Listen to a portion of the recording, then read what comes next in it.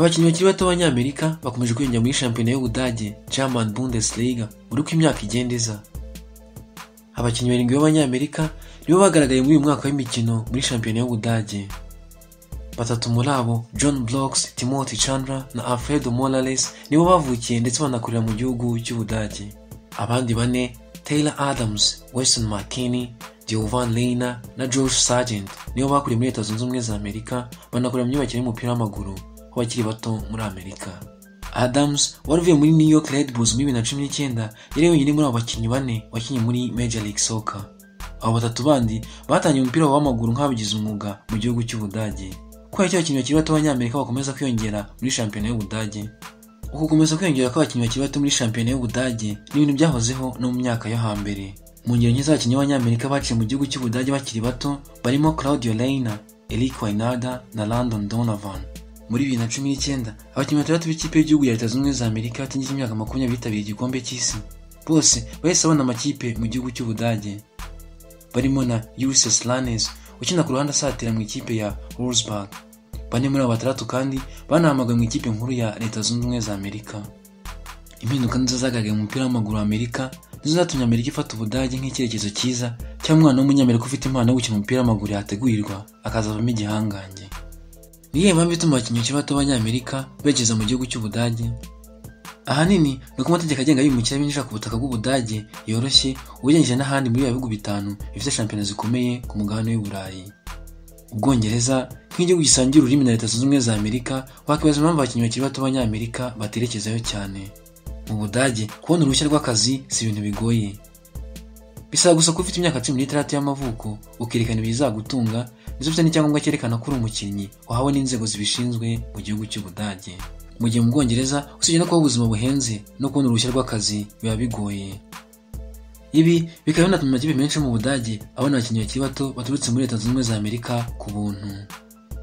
Muri 2015 mu kwezi kwa mbere Christian Pulisic yasinye amasezerano mu ikipe ya Borussia Dortmund ku buntu. Nyuma y'imyaka 4 muri 2019 hagurishwa miliyoni 73 z'amadolari mu ikipe ya Chelsea.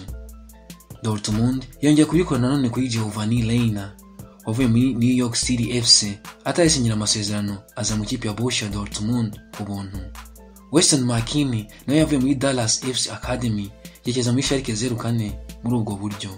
Impamvu abakinnyi benshi b'Abanyamerika bagendera ubuntu bavuye muri Leta Zunze Ubumwe za Amerika bakekeza mu Budage cyangwa mu bindi bihugu nuko Major League Soccer n'ishyamba ry'umupira w'amaguru muri Amerika bashyize itegeko rivuga ko mu gihe umukinnyi atarabwa amasezerano ya kinyamwuga ndetse akaba atararangiza umwaka w'imikino muri iyo kipe avuyemo ntemere kwaka indezo mu yindi kipe agiyemo.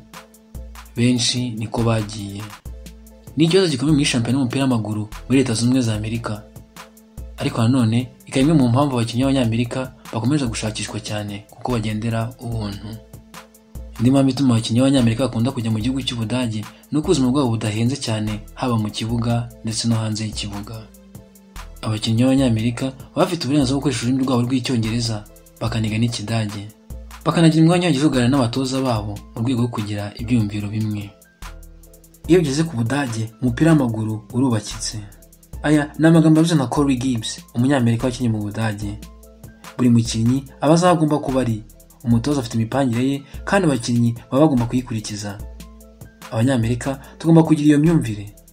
Mu bijyanye n'imikinire mu Budage bakina umupira w'imbaraga kandi wihuta ufasha abakinnyi, by'umwihariko Abanyamerika bakiri bato.